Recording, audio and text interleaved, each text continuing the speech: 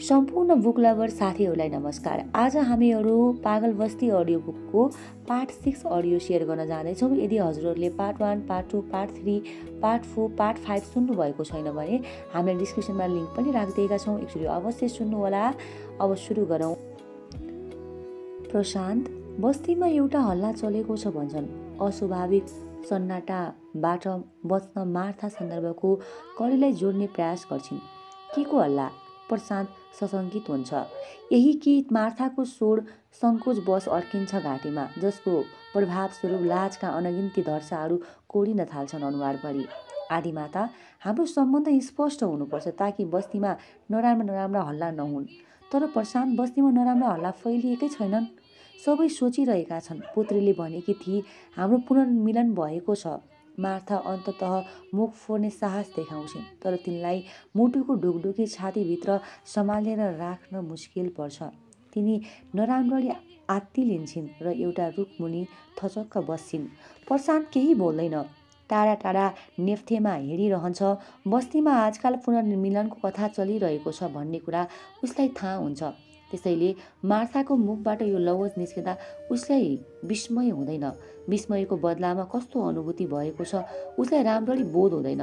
आदिमाता, अतीत भनेको अतीत हो, वर्तमान भनेको वर्तमान हो।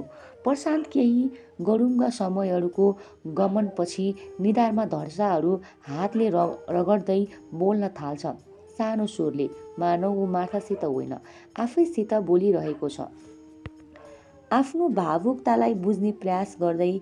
अतीत र वर्तमान समयका समान्तर रेखा हुन्। ती कहिले पनि कुनै पनि बिन्दुमा आइ जोडिँदैनन्। सबभन्दा उपयुक्त व्याख्या सायद यही हुन सक्छ। समयका समान्तर रेखाहरू कहिले पनि भेटिँदैनन्। बीचमा कसैले पुनर्मिलनको बिन्दु सिर्जना गरे पनि नगरे पनि मार्था आफ्नो स्वयंको परिधिभित्र फर्किसकेको हुन्छन्। त्यसैले प्रशान्तका कुरा मुटुमा बिजाए पनि प्रतिवाद गर्दैनन्। तिनलाई लाग्छ यो एक प्रकारको पलायनवाद हो, बौद्धिक पलायनवाद, जसको आड लिई ऊ समस्यादेखि बच्न चाहन्छ। पहिले ऊ मसित प्रेम गर्थ्यो र मसित नै डराउँथ्यो। अहिले पनि ऊ मलाई प्रेम गर्छ, तर समाजसित डराउँछ। तिनको मनमा प्रशान्तको रूपरेखा प्रतिध्वनित हुन थाल्छ। कुन्नी किन? प्रशान्तलाई समस्याको भुमरीभित्र फसेको देख्दा तिनलाई गर्व लाग्छ मनभित्र कतै, तर प्रत्यक्षको तिनको अनुहार अँध्यारो हुन्छ। प्रशान्त, सायद तिम्रो कुरा ठिक हो, समानान्तर रेखाहरू जोडिँदैनन्। कुनै मिलनको चिर प्रतीक्षित बिन्दु भेटिए पनि अहङ्कारको रेखाहरू मिल्न इन्कार गर्छन्। तर प्रेमको स्वभाव बेग्लै हुन्छ, समयहीन, अहङ्कारले रहित। म त प्रेममा विश्वास गर्छु, तर म तिमीलाई आदर्शबाट विचलित पार्न आएकी होइन। मेरो मनमा सिर्फ एउटा इच्छा थियो। मार्थाको स्वर भावुकतामा डुब्छ। आदिमाता, के म त्यस इच्छालाई जान्न सक्छु? तिमीले मलाई क्षमा दियौ प्रशान्त। मार्थाको स्वर अस्वाभाविक रूपले चर्को हुन्छ, तर भावुकता र व्यथाले मुक्त हुँदैन। किन क्षमा? प्रशान्त मार्थाको मनोविज्ञान नबुझेझै गरी प्रश्न गर्छ। यद्यपि ऊ मार्थालाई सम्झन सक्थ्यो। धेरैपल्ट मार्थाले सङ्केत पनि गरिसकेकी थिइन्। क्षमा मलाई आवश्यक छ, कारण म अपराध भावनादेखि मुक्ति चाहन्छु। यहाँ म त्यही क्षमाप्रार्थी हृदय बोकेर आएकी थिएँ। मार्थालाई आफ्नो आगमनको उद्देश्य स्मरण हुन्छ, जसबाट तिनी कसौँ टाढा पुगेकी थिइन्। म आदिमाताको कुनै अपराध देख्दिनँ। प्रशान्त अलिकति मुस्कुराउँदै स्थितिको गम्भीरतालाई तिरोहित पार्ने प्रयत्न गर्छ। मार्था उसलाई यो मौका दिन्नन्। म आदिमाताको होइन, मार्थाको कुरा गरिरहेकी छु। के मार्थाले अपराध गरिन्? प्रशान्तको हलुका ढङ्गले टाउको हल्लाउँछ। के मार्थाले तिम्रो प्रेमको विरुद्ध निठुरी कर्म गरिन्? प्रशान्त पहिले चाहिँ नकारात्मक टाउको हल्लाउँछ। जाजोल्ने मान किरणहरूले परिवेष्टित निरपेक्ष हाँसो हाँस्ने प्रयास गर्दै कुन्नी किन? मार्थालाई प्रशान्तको यस व्यवहारदेखि क्रोध उत्पन्न हुन्छ।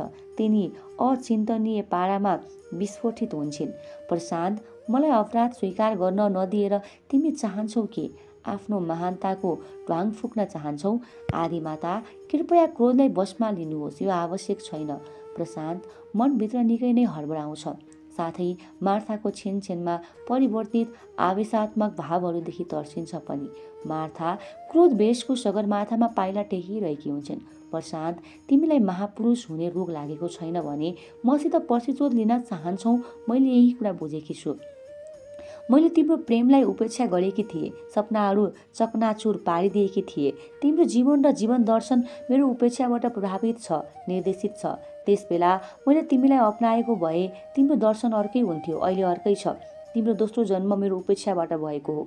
तिम्रो बोधि ज्ञान वा आत्मज्ञानको उद्गम स्रोत मेरो उपेक्षा हो, सिर्फ उपेक्षा। तिमी मेरो त्यस उपेक्षात्मक व्यवहारको बदला लिन चाहन्छौ। ठिक छ, तिमी जसरी चाहन्छौ प्रतिशोध ल्याऊ, म त्यसलाई आफ्नो पापको प्रायश्चित मान्नेछु। मार्था क्रोधवेशको सगरमाथाबाट ओर्लिन्छन्, अक्सिजनको कमी महसुस गर्छिन्। प्रसाद तिनलाई राम्रैसित आधार शिविरमा ओर्लन मौका दिन्छ। मार्थाको हृदयको मौसम नराम्ररी बिग्रिरहेको हुन्छ। क्रोधावेगको तुफानसहित बाक्लो हिम वर्षा र भूम सङ्कलन भइरहेको हुन्छ। सन्ध्या राम्रैसित ओर्लेपछि क्षितिजहरूको लालीमा हराउँछन्, तर कास्की कोट वरपरको यस भेकमा मन्द पवनका झोक्काहरूको गति हराउँदैनन्। चराचुरुङ्गीहरू चिरबिराउन पनि छोड्दैनन्। यद्यपि ती आफ्ना बास स्थानतिर फर्किरहेका हुन्छन्। केही थकित भएर आधी वनमा नै बास बस्ने उपेच पन्छीहरूलाई खास कुनै हतार हुँदैन। माछापुच्छ्रे अन्नपूर्ण पर्वततिरबाट उच्चाकाश हुँदै दक्षिणतिर लाग्ने कर्याङकुरुङहरूले झैँ रात नपरेसम्म अथवा आँखाले साथ दिएसम्म अथवा हावा पानीले बेमानी नगरेसम्म पन्छीहरू अधिकारपूर्वक चिरबिराइरहेका हुन्छन्। बस्तीको विविधानसहित कुनै सरोकार नराखी बगैँचामा सुपरिचित समय मौन हुँदैन, तर मार्था र प्रशान्तको बीचमा मौनताको अदृश्य रेखा कोरिन्छ। मार्था अदृश्य रेखाको पल्लो छेउ धेरै बेर आफ्नो अस्तित्वको कम्प अनुभव गरिरहन्छन्। यसबीच प्रशान्त अनुहारमा एक दृढ निश्चयको भाव बोकेर बिन्दुको खेल खेलिरहन्छ। बिन्दु सबै कुरा बिर्सेर चराचुरुङ्गीलाई उफ्रेर दगुडेर जिस्काइरहेकी हुन्छ निरन्तर। एक जोडी धोबी चरा अम्बाको बोटमा आत्तिएर हल्का मचाइरहेको गौथली जुरेका भगेरा र फिस्टीहरूलाई छक्कै पारेर बिन्दुमाथि डाइम हानिरहन्छन्। बिन्दु खेल खेलमा धोबी चराहरूको प्रत्याक्रमणदेखि तर्सिएर यताउति दुगुर्दै आवश्यक महत्त्व दिइरहेकी हुन्छ। आक्रमण र प्रत्याक्रमणको यो खेल लम्बिँदै जान्छ। प्रशान्त रमाइलो मानेर हेरिरहन्छ। मार्थाको तुफान बिस्तारै शान्त हुन्छ। हिम वर्षा थामिन्छ। भूसङ्कलन बन्द हुन्छ। प्रशान्तलाई सुनाउने अभिप्रायले तिनी पीडाको एक दीर्घ निवास लिन्छन्। त्यति नै बेला एउटा लाल डाङ्ग्राले भयानक पराक्रम देखाउँछ। आरो बखराको रूपबाट हाम फाल्दै लाङ डङ्ग्रेले आफ्नै पाराको उडान लिन्छ। सिधै बिन्दुको टाउकोमा बसेर एउटा नमिलेको नाच देखाउँछ। बिन्दु टाउको माथि माथि उचालेर लाल डङ्ग्रेको टोकाइबाट मुक्त हुन खोज्छ, तर डाङ्ग्रेको साहसी मात्र साबित हुँदैन, खेलमा पारङ्गत पनि साबित हुन्छ। ऊ सन्तुलन नहराइकन चिबिराएर नाच्छ। धोबी चराहरू समेत दङदास पर्छन् र एउटा अग्लो आँपको रुख माथि बसेर लाल डङ्ग्रेको चर्तिकला हेर्न थाल्छन्। बिन्दुलाई अपमान बोध त हुँदैन, तर टाउकोमा काउकुती भने मजाले लाग्छ। ऊ टाउको उचाल्नतिर नलागिकन टाउको सकभर तल ओह्रालेर हल्लाउन थाल्छ। लाल डङ्ग्रे होसियारपूर्वक भुर्र उडेर फेरि आरू बखराको रुखमा बस्न पुग्छ। पन्छी समाजलाई साहसको जादुले लट्ठाएर प्रशान्तको ओठमा एक अर्थपूर्ण मुस्कानी खेल्छ। मार्था दोस्रो पल्ट दीर्घ निवास लिन्छन्। प्रशान्त, म साँच्चै नै पापको प्रायश्चित चाहन्छु, म साह्रै दुखी छु। मार्था प्रेमपूर्वक प्रशान्तको हात समात्छिन्। तिनलाई प्रशान्तको काँधमा टाउको जोतेर बाहु पासमा आबद्ध भएर कमसेकम सुकसुकाउन मन लाग्छ। प्रशान्त तिनलाई बाहु पासमा लिँदैन र तिनको रङ उडेको अनुहार सुमसुम्याएर आफ्नो छातीमा टाँस्छ। आदि माता जाउँ। उसको मुखबाट जम्मा यति शब्द निस्कन्छ। मार्थालाई लाग्छ यी दुई शब्द चिसा, अत्यन्त न्याना छन्, प्रेमयुक्त छन्, अफसोसले पूर्ण छन्। प्रशान्तका यी शब्द मार्थाका मनको अटल गहिराईसम्म प्रेमको जुन तिनी चाहन्थिन् ज्वारबाट उत्पन्न गराउन पर्याप्त हुन्छन्। अत्यधिक भावनापूर्ण खुसीको परिणामस्वरूप तिनी प्रशान्तको हात जोडले समात्छिन्। प्रशान्त हात फुत्काउने प्रयास गर्दैन। उसको अनुहारमा देदीप्यमान आभा प्रकट हुन्छ र ऊ मार्थाबाट बच्ने वा लुक्ने वा भाग्ने प्रयत्न नगरिकन उज्यालो, शान्त र गम्भीर मुखमण्डलमा कस्तो कस्तो भाव बोकेर जसलाई प्रेम भन्न सकिन्छ न करुणा र सहानुभूति ठिङ्ग उभिरहन्छ। आदि मन्दिरसहित बस्तीका सबै घरमा दियो बलिसकेको हुन्छ, तर मार्थालाई ज्ञान हुँदैन। बिन्दु र चराहरूको बीचको खेल कहिले समाप्त भयो तिनलाई थाहा हुँदैन। मैस्याङ दुई पल्ट बगैँचामा आइफर्केकी हुन्छ। तर मार्थालाई पत्तो हुँदैन। आकाशमा दिनको उज्यालो होइन, रातको उज्यालो हुन्छ। 9 लाखे भनिने ताराहरू देखा परिसकेका हुन्छन्। मार्थाको प्रशान्तको मौन प्रेमलाई अनुभव गर्दै आँखा चिम्लिरहन्छन्। गहिरो गहिरो परितृप्तिको श्वास फेरिरहन्छन्। तिनी प्रशान्तको दिव्य भाव बुझ्ने कुनै प्रयास गर्दिनन्। तिनलाई आदिदेखि नै अन्त्यसम्म यति नै अनुभव हुन्छ। प्रशान्तको मनमा वर्षौंसम्म सुतेको प्रेम जागृत भएको छ। मार्था आदि मन्दिरभित्र प्रवेश गर्दा मैचाङ र बिन्दु झोक्राइरहेका हुन्छन्। तिनको पैतलालके चाल सुनेपछि जुन मद हुसीले केही गरुङ्गा भएका हुन्छन्। पहिले बिन्दुका कान ठाडा हुन्छन्, त्यसपछि मैचाङका दृष्टि। मार्थालाई आफ्ना सेवीको तथा सहेली पुत्रीसित केही लज्जा अनुभव हुन्छ, तर लाज पछ्याउने विद्या तिनले यहाँ आएर सिकिसकेकी हुन्छन्, त्यसैले तिनी लाज देखाउँदैनन्। मैचाङले पनि अति संवेदनशील कुराहरूमा थाहा नभएको तथा चासो नभएको अभिनय गर्न जानिसकेकी हुन्छ। ऊ चुपचाप भान्सा खण्डतिर लाग्छे।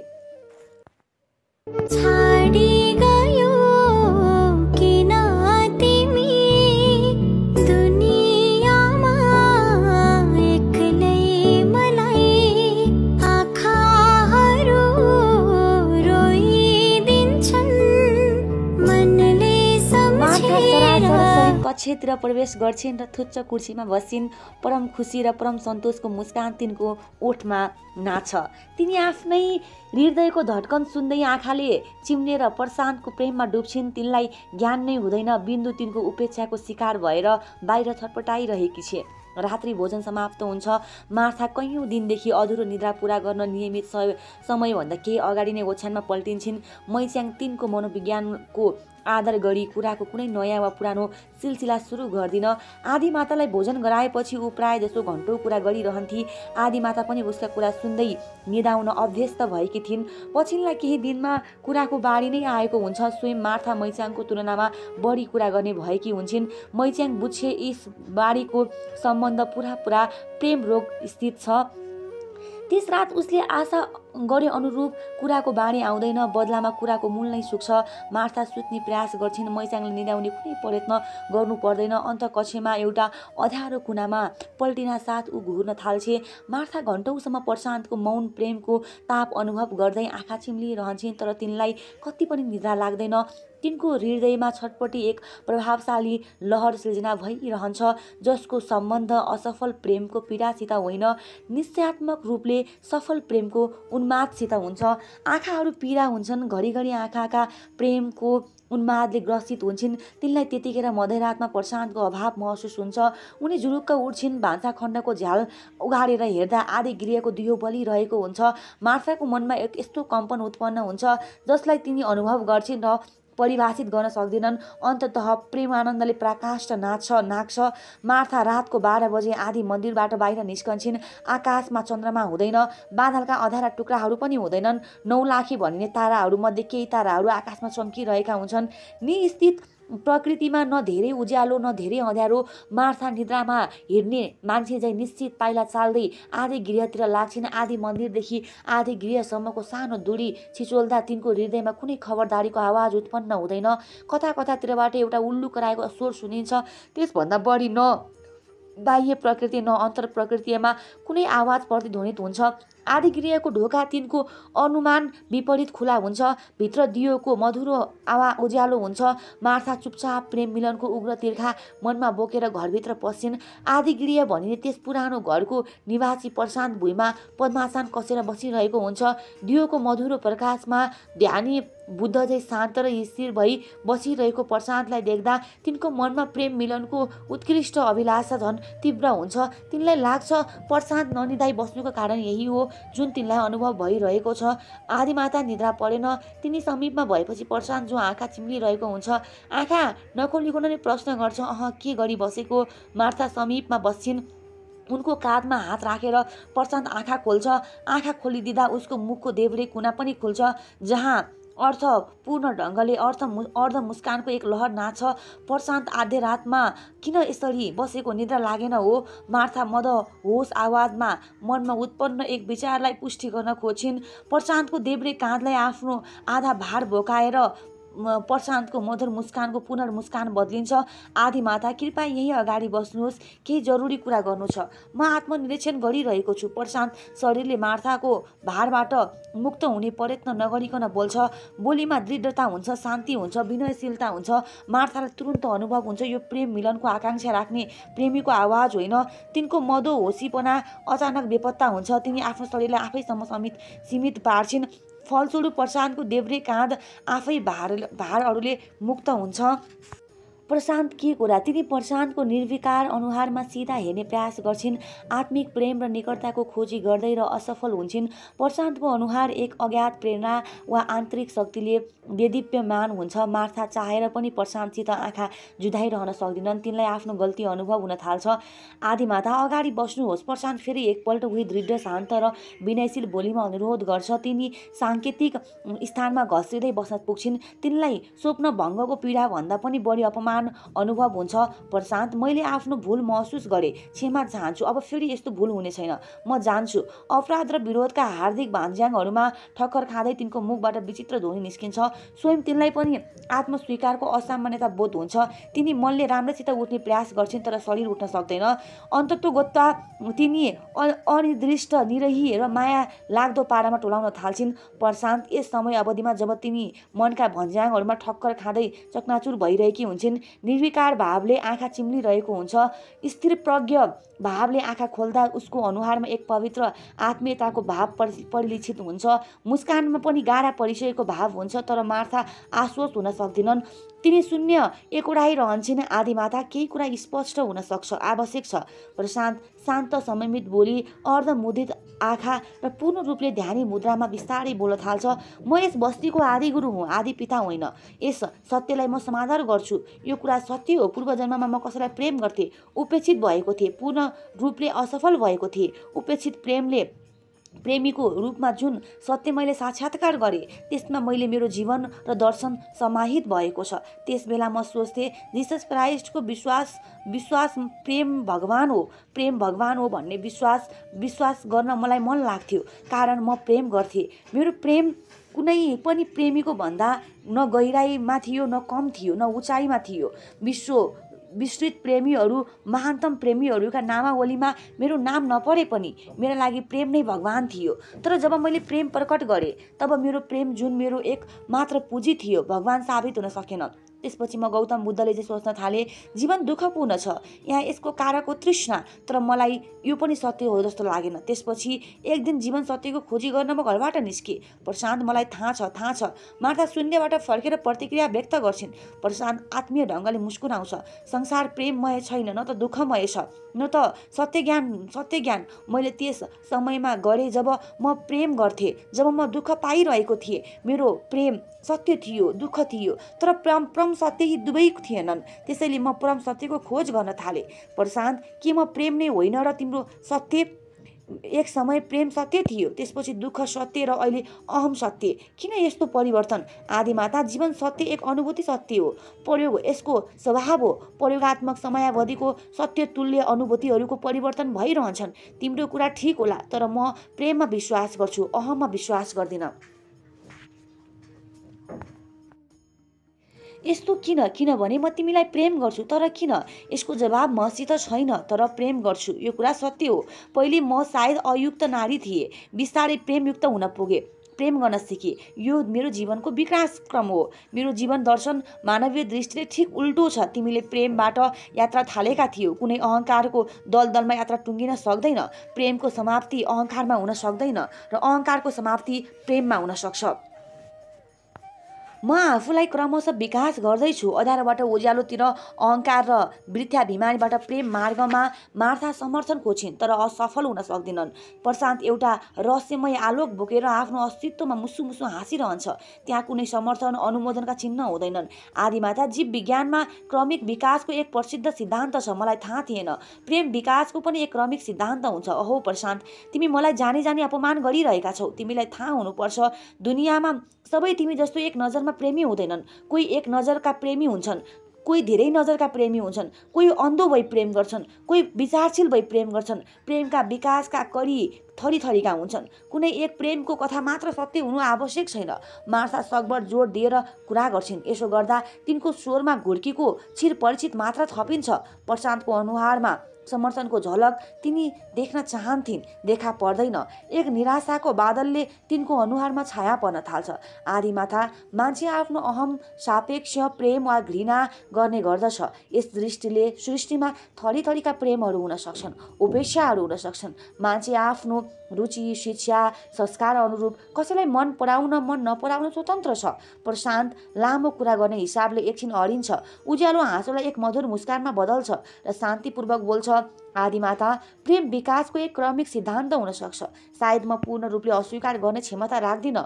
म यति नै क्षमता राख्छु। म त्यस सत्यको प्रेमी हुने कुरा न पहिले सोच्थेँ न अहिले सोच्न सक्छु। म मानवीय क्रिया प्रतिक्रियाहरूको अहमयुक्त हुन्छन्। मेरो क्रिया क्रमिक थिएन, त्यसैले प्रतिक्रिया पनि क्रमिक रहन चाहन्छ। संसारमा थरीथरीका प्रेम र घृणाका कथा छन्, तर मलाई सबै आफ्नै कथा पर्याप्त छ र सर्वाधिक प्रिय छ र सर्वाधिक अप्रिय छ।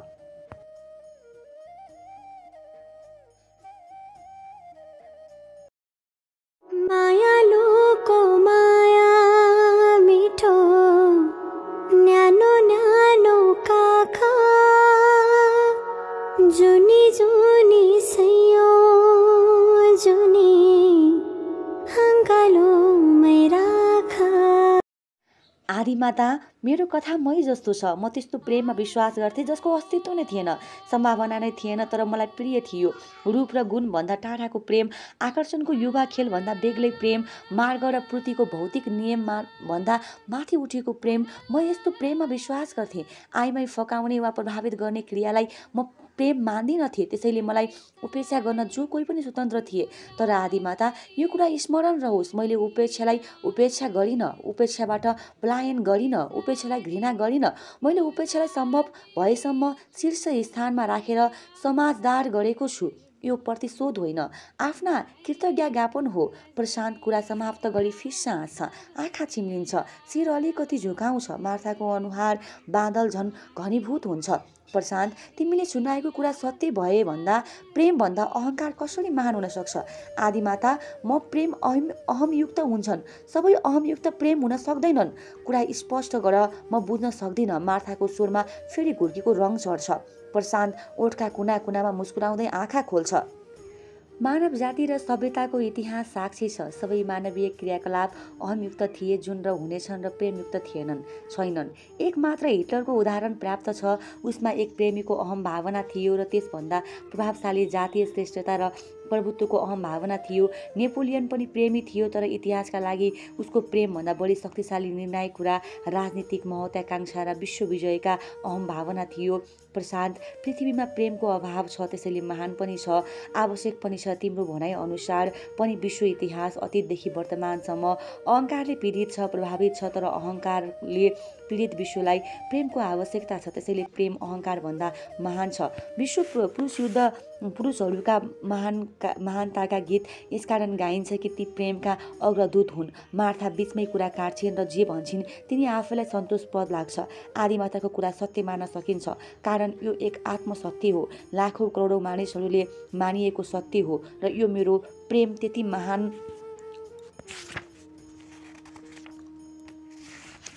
थिएन। एक युवतीलाई नै प्रेम नगर्ने जिसस चाहिँ म महान विश्वप्रेमी थिएन। म त एक युवतीको अयोग्य प्रेमी मात्र थिएँ। महानताको कुरा थिएन मसित। असफल प्रेमीहरू विश्वप्रेमका गफ हाँक्दैनन्, विश्व विजयका सपना देख्दैनन्। प्रशान्त नचाहँदै पनि केही अशान्त हुन्छ। केही विद्रूप हाँसो संयमको परिधिबाट बाहिर निस्कन्छ। प्रशान्त, म क्षमा प्रार्थी हृदय बोकेर यति नजिक आएकी छु। किन अस्वीकारमाथि अस्वीकार गरिरहन्छौ यसरी? के तिमीलाई प्रेममा विश्वास छैन त? मार्था साह्रै निराश हुन्छन्। आदिमाता, प्रेममा विश्वास गर्दिन भन्दिन, कारण मैले प्रेम गरेको थिएँ। म प्रेममा विश्वास गर्छु, तर क्षतिपूर्तिमा विश्वास गर्दिन। कृपया मलाई क्षतिपूर्ति दिने प्रयास नगर्नुहोला। मार्था अवाक बन्छन्। तिनले यस कोणबाट कहिले पनि विचार गरेकी थिएनन्। मनको एक विशिष्ट खण्ड जसको अस्तित्व तिनलाई थाहा थिएन अचानक उजालिन्छ। तिनी चुपचाप आदि गृहबाट निस्कन्छन्। बाहिर टह जुन लागिरहेको हुन्छ। तिनी छिटोभन्दा छिटो आदि मन्दिरको बाटो लागिरहन्छन्। बाटोमा कुनै उल्लु कराउँदैन। झगडालु गौथलीहरूको झ्यालमा आई उत्पात मचाउन थालेपछि मार्थाको निद्रा भाँजिन्छ। घडीमा बिहानको 8:15 समय चिप्लिसकेको हुन्छ। आदि मन्दिरको विशाल कक्षमा आदि गुरुको प्रवचन समाप्त भइसकेको हुन्छ। आदि गुरु बिन्दु र मैच्याङ बाहेक त्यहाँबाट हिँडिसकेका हुन्छन्। मार्था मन नपरेको ढङ्गले उठ्छिन्। शरीरमा थकाइ र आलस्य मिश्रित एक मिठो पीडा हुन्छ। बस्ती प्रवेशमा आज पहिलोपल्ट तिनी पुत्रपुत्रीलाई नियमित शुभाशीर्वाद प्रदान गर्न सक्दिनन्। तिनलाई कस्तो कस्तो असजिलो हुन्छ, तर प्रशान्त निर्दयी व्यवहार स्मरण भएपछि तिनलाई कुनै असजिलो लाग्दैन। जेसुकै होस् तिनी सोच्छिन् र शौचादि कर्ममा लाग्छिन्। बैठक कोठामा प्रशान्तसित भेट हुन्छ। ऊ अनुहारमा कुनै विकार वा तनावको स्थितिमा धारण नगरिकन मानव हिजो राति उसले प्रेम अनुरागको उपेक्षा गर्दै गरेन तिनलाई पर्खिरहेको हुन्छ। आदि माता, म प्रणाम गर्छु। सबिक बमोजिम ऊ प्रणाम गर्छ। प्रशान्त, आज म अबेरसम्म सुते। मार्था स्पष्टीकरण दिने अन्दाजले होइन, कुरासम्म कुनै अभिप्रायले कुरा गर्छिन्। प्रशान्त कुरा सुन्छ तर त्यसको कारण सोध्दैन।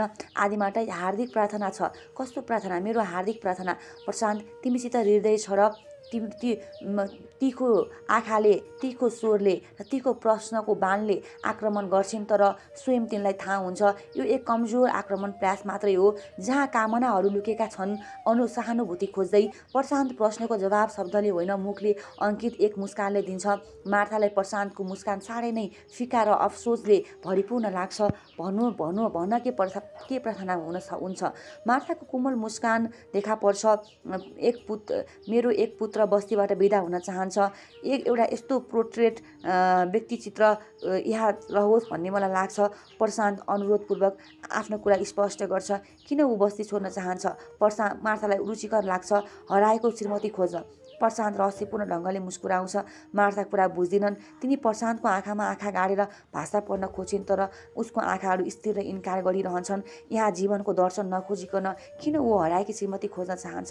यस्तो लाग्छ तिम्रो दर्शनले काम नगरे जस्तो छ। मार्था व्यङ्ग्य कस्ने सुवर्ण मौका गुमाउँदिनन्। पृथ्वीमा जन्मने धेरै व्यक्ति बिना दर्शन जन्मन्छन्, बिना दर्शन मर्छन्। मैले त्यस पुत्रलाई जीवन दर्शन महत्त्वपूर्ण हराएकी श्रीमती भएकी छ। बाँच्न सक्छ, श्रीमतीलाई नखोजिकन सायद नसक्ला। प्रशान्तको मुखबाट एउटा अनौठो हाँसो निस्कन्छ। मार्थाको व्यङ्ग्यात्मक गायब हुन्छ। तर बस्तीको लागि यो कुनै शुभ लक्षण होइन। मान्छेहरू बस्ती छोडी हिँड्न थाले भने तिमी पराजित हुनेछौ। मलाई त त्यस्तै लाग्छ। मार्था सोचमग्न रहे शुभेच्छुकले चिन्ता व्यक्त गर्छिन्। आदिमाता, म जय पराजयको भाषामा सोच्ने गर्दिनँ र कसैलाई पनि आफ्नो विचारमा आरोपण गर्दिनँ। म स्वयं पनि आफैलाई आफ्नो विचारलाई त्याग गर्न स्वतन्त्र छु। त्यहाँ हामी एक नयाँ जीवन दर्शन, नयाँ जीवनशैली विकास गर्न चाहन्छौँ, तर पूर्ण स्वतन्त्रतासहित। मैले यहाँ कुनै नयाँ कुरा खोज्न सकेकी छैन अहिलेसम्म। आदिमाताले नवीनताको चाहना गर्न अनुभव छैन। प्रशान्त तरुण त टिप्पणी गर्छ। मलाई पनि ज्ञान छ, त्यो सत्य हो भने आदिमाताले यहाँको शिक्षा, श्रम र आरोग्यशालाहरूमा खास रुचि लिनुभएको छैन। आदि शिक्षणशाला, आदि श्रमशाला, आदि आरोग्यशालाहरूमा हामी हाम्रो जीवन खोज्दैछौँ। मलाई ती कुराहरूमा रुचि छैन। ती शालाहरूमा नयाँ कुरा फेला पर्लान् भन्ने विश्वास पनि छैन। मैले बस्ती प्रवेश गरेपछि ती 3वटै सङ्कायहरू अवलोकन भ्रमण गरेकी नै थिए, तर अध्ययन गर्नु भएन। प्रशान्त मिठो भाषा शैलीमा सकभर नबिजाउने किसिमले कुरा काट्छ, तर सफल हुन सक्दैन। मैले आफ्नै पाराले अध्ययन गरिसकेकी छु। आदि श्रमशाला अविकसित किसिमका श्रम कार्य हुन्छन्। आदि आरोग्यशालामा असाध्य रोगीहरू छन्, कुनै नवीनता छैन। मैले मेरो धर्म आमाको सेवा श्रममा रोगी र दुखीहरू देखेकी नै थिएँ। जहाँसम्म आदि शिक्षणशालाको प्रश्न छ, तिमीलाई थाहा छँदैछ त्यसमा विरोध छ। मलाई प्रेम तयामा विश्वास छ, अहमतयामा होइन। मार्था कस्तो भावले प्रशान्तलाई हेर्छिन् तिनलाई राम्ररी थाहा हुँदैन। तिनी प्रेममा विश्वास प्रकट गरिरहेकी छिन् वा प्रेमको भिक्षा मागिरहेकी छिन्। आदिमाता, मानिसहरू विश्वासमा बाँच्न चाहन्छन्, विश्वासमा मर्न चाहन्छन्। आस्था र विश्वास मानसिक जन्मसिद्ध अधिकार हुन्, तर फरक सिर्फ यति छ, कसैको विश्वास स्वानुभवले अर्जित हुन्छ, कसैको हुँदैन। अक्सर मान्छेको विश्वास अनुधानुकरणमा आधारित हुन्छ। प्रशान्त शान्त भावले बोल्छ। तर म एउटै कुरा गर्दै थिएँ। आदिमाताले प्रार्थना स्वीकार गर्नुभयो।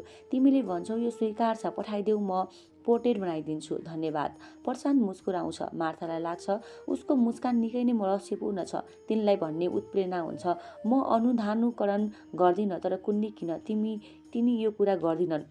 उसले कसरी कहाँ हराए श्रीमती? मार्था सान्दर्भिक कुरामा रुचि देखाउँछिन्। आदिमाता, पुत्रको कथा पनि सायद एउटा प्रेमको कथा हो। उसैको मुखबाट कुरा सुन्नु होला, मेरो अनुरोध छ। प्रशान्तको अनुहारमा एउटा अनौठो मुस्कान नाच्छ। त्यही मुस्कान बोकेर त्यहाँबाट बाहिर निस्कन्छ। मार्थालाई आश्चर्य लाग्छ, तर आश्चर्य मानिरहन तिनलाई जाँगर चल्दैन। तिनी आलस्यको वशवर्ती भई ओछ्यानमा पल्टिन्छन्, तर पल्टिरहन तिनलाई झर्को लाग्छ। यस पीडाप्रद एकान्त र असन्तुलित मनस्थितिको बोझबाट बस्न तिनी भान्सा खण्डमा जान्छन्। एक मग तातो दुध पिउँछिन्। तिनको मानसिक स्वास्थ्यमा बल्ल तल्ल आशाजनक सुधारको चिन्ह देखा पर्छन्। तिनलाई सन्चो अनुभव हुन्छ। पुत्री, आज यथा समय उठ्न सकिन, राम्ररी निद्रा परेन, त्यसैले शुभ आशीर्वाद प्रदान गर्ने कार्यबाट म आज वञ्चित भए। विशुद्ध पौष्टिक दुध पिएपछि तिनलाई मानव कुरा गर्ने शक्ति प्राप्त हुन्छ। मैचाङ कुराको जवाबमा मुसु मुसु हाँसी मात्र दिन्छे, कारण यसभन्दा उपयुक्त जवाब उसलाई अर्को सुझ्दैन। पुत्री, चर्को कोर्ने चित्र कोर्ने सामानहरू लिएर आऊ, मलाई एउटा चित्र कोर्नु छ। मार्था काम अडाएर भान्सा कोठामा बैठक कोठातिर जान्छन्। आदि माता, सामानहरू कहाँ लगे राखो? मैचाङ मुसु मुसु हाँसोलाई यथावत राखी तिनको पछि लाग्छे। मन्दिर अगाडि बगैँचामा आदि मन्दिरको विशाल कक्षभित्र प्रवेश गर्दै तिनी जवाब दिन्छन्। कक्ष शून्य हुन्छ। तिनी कक्षभरि सरसर्ती आँखा घुमाउँछिन् र मन्दिर बाहिर बगैँचामा निस्किन्छ। घाम लागेको हुन्छ। घामलाई पोलाइलाई निष्प्रभावी पार्ने खालको सिरसिरी हावा चलिरहेको हुन्छ। बगैँचामा फुलहरू तछाड मछाड गरी फुलिरहेका हुन्छन्। खुला आकाश मुन्तिरको यस सुखद सौन्दर्यले तिनी आत्मविभोर हुन्छन्। रहल पहल आलस्यबाट पूर्ण रूपले मुक्ति हुन्छन्। मैचाङ रङकुची क्यानभास अड्याउने इजेल र सानो बेतको कुर्सी लिएर आउँछे र एक एक गरी बगैँचाको बीचमा राख्छे। यसबीच आदि गिरेको बाटो हुँदै बिन्दु पनि आइपुग्छे। केही सङ्कोच महसुस गर्दै, बिन्दु यहाँ आऊ। मार्था उसलाई सामान्य भावले बोलाउँछे, तर बिन्दुका लागि यो बोलावट वरदान बराबर भइदिन्छ। केही दिनदेखि उसले आदिमाताको प्रेम वा ममता जुन ऊ प्रत्येक दिन पाउन अभ्यस्त थिए, पाउन सकेकी हुन्न। ऊ अपेक्षाले ऊ मर्मराहत भइरहेकी हुन्छे। ऊ उपेक्षाको अर्थ बुझ्थी, तर आफ्नै समस्याले पीडित आदिमाताबाट अन्जान उपेक्षा भइरहेको छ भन्ने कुरा बुझ्न सक्दिनथी। अहिले वरदान पाएपछि सङ्कोचका सबै बाँधहरू भत्किन्छन्। ऊ भाववेशमा हाम फाल्दै आएर आदिमाताका हात खुट्टा चाड्दै मुख काखमा लोटपुटिन थाल्छे। मार्थालाई उसको भाववेशपूर्ण व्यवहार वा प्रेम पोखाइ सहन अलि गाह्रो लाग्छ, तर उनी अति नै प्रफुल्ल भई हाँसिरहन्छन्। बुढी कुकुर्नीको स्वरूप मन नपर्दै पनि तिनी बिन्दुसित एक आत्मीय सम्बन्ध अनुभव गर्न थालेकी हुन्छन्। मार्था बेदको कुर्सीमा बस्छिन्। बिन्दुको प्रेम पोखाइ सहन गर्दै अनायासै तिनी आदि गृहपट्टि दृष्टिपात गर्छिन्। प्रशान्त आदि गृहको प्राङ्गणमा उभिएर यतै हिँडिरहेको हुन्छ। दुवैका आँखा जुझ्छन्, तर कुनै भयानक दुर्घटना हुनुभन्दा पहिले प्रशान्त फिस्स हाँस्दै आफ्ना आँखालाई एक उचित मोड दिन सफल हुन्छ। कुन्नी किन? मार्थालाई लाजले भुतुक्कै हुन्छन्। परिणामस्वरूप बिन्दुमाथि हातको दबाव घनीभूत हुँदै जान्छ। ओ बिन्दु हामी सबैभन्दा भाग्यमानी छ। अचानक भनेझै गरी मैचाङको अचरको स्वर सुनिन्छ। छेउमा मार्था समेत भनेझै हुन्छन् र पुलुका आदि गृहतिर हेर्छिन्। प्रशान्त त्यहाँबाट हराइसकेको हुन्छ। बिन्दु किन भाग्यमानी छ सबैभन्दा? मार्था मुस्कुराउँदै अनुमान लाउँदै सोध्छिन्। यसले आदि गुरु र आदि माता दुवैको माया पाउँछ। मैचाङ ईर्ष्यालु हाउभाउ देखाउँदै बोल्छे र घुड्की लाउँदै थच्च जमिनमा बस्छे। उसको भावभङ्गी र अप्रत्याशित ईर्ष्या भावले मार्थालाई सुखद अनुभूति प्रदान गर्छ। फलस्वरूप खितखिती हाँस्दै मानव प्रज्वलित अग्निकुण्डमा घिउ थप्दै जान्छन्। तिनलाई भन्न मन लाग्छ, तिमीहरूको आदि गुरु कसैलाई माया गर्दैन, तर त्यतिखेर तर्क गर्नुभन्दा निस्कनुमा मजा हुन्छ। पुत्री, हामी तिमीलाई माया गर्दैनौ र? मार्था फेरि खितखित हाँस्दै उत्तरको प्रतीक्षा गर्छिन्, तर मैचाङ शत्रुतापूर्वक बिन्दुलाई घुर्दै जुरुक्क उठ्छे। बिन्दुलाई पनि स्थिति बोध हुन्छ। ऊ आदिमाताको काखबाट टाउको उचालेर हेर्छे, किन रिसाएकी मोरी भन्ने भाव बोकेर। मैचाङ आरिसे चाल बोकेर मन्दिरभित्र पस्छे। बिन्दु छक्क पर्छे र आदिमातालाई प्रश्नात्मक दृष्टिले हेर्छे। आदिमाता खितखित हाँसी मात्र रहन्छन्। बिन्दु एकछिन सोचमग्न हुन्छे। त्यसपछि आदिमातालाई त्यही छोडेर मन्दिरभित्र दगुर्छे। मार्था आदि मन्दिरको ढोकामा आँखा गाडेर खिटखिटाइरहन्छन्। मनभित्र एक अज्ञात र सुखद किसिमको कुतकुती जन्मिरहन्छ। तिनी मुख थुनेर हाँसिरहन्छन्। आदिमाताको माया पाउनका लागि बिन्दु र मैचाङ जहिले पनि प्रतिद्वन्दी हुन्छन् भन्ने मार्थालाई थाहा हुन्छ। अक्सर मैचाङ नै ईर्ष्याको आगोले जल्थी र बिन्दु उसलाई मनाउन पछि लाग्थे। बिन्दु आफ्नो भाव अनुसार हर तरहका प्रयासहरू गरी मैचाङलाई मनाएर नै छोड्थे। मार्था उनीहरूको ईर्ष्यालु बानी, झगडा र मेलमिलापलाई एक रमाइलो खेल हेरे चाहिँ हेरिरहन्थिन्। सम्भव भएसम्म कसैको पक्ष नलिकन घामका ग्रामीण पाइलाहरू प्राकृतिक तवरले परेपछि मार्थालाई जिउ तातिएको अनुभव हुन्छ। धेरै बेरसम्म तिनी ढोकामा हिँडिरहन्छन्, तर त्यहाँ कुनै सम्झौताको आगमन देखा पर्दैन। हावामा निरुद्देश्य हल्लिरहेको छिटफुट केसारा सीलाई तह लाउँदै तिनी उठ्छिन्। त्यति नै खेर तिनको दृष्टि आधी गृहपट्टि लम्बिन्छ। आधी गृह शून्य हुन्छ, तर तिनी एकपटक प्रेमका सम्पूर्ण उत्कण्ठाहरूलाई आँखामै टाँसेर हेरिरहन्छन्। हाँस्दा हाँस्दै सृजित यस स्थितिमा तिनी सबै कुरा बिर्सिन्छन्, सिवाय प्रशान्त। जिन्दगीमा पहिले मौका पाएझै प्रतीत हुने गरी प्यासी आँखाले तिनी आधी गृहलाई क्वारप्रति हेरिरहन्छन्, मानौ त्यो प्रशान्त नै हो। हेर्दा हेर्दै मनभित्र एक ठुलो लहर उत्पन्न हुन्छ र तिनी यो भन्न सक्ने मनस्थितिमा हुन्नन् कि मनको यो हलचल सुख अनुभव भइरहेछ वा दुःख। आधी गृहको शून्यता सजीव हुन्छ। तिनले हेर्दा हेर्दै दुई व्यक्ति बाहिर निस्कन्छन्। एकजना स्वयं प्रशान्त र अर्को व्यक्ति जो राम्ररी चिनिँदैन, आक्कल झुक्कल देखेको मान्छेलाई जस्तो तिनलाई लाग्छ। बस उनीहरू सोझै बगैँचामा आइपुग्छन्। मार्था औपचारिक सौजन्य देखाउँदै मुस्कुराउँछिन्। अपरिचित परिचित जस्तो मान्छे सङ्कोच मान्दै प्रणाम गर्छ।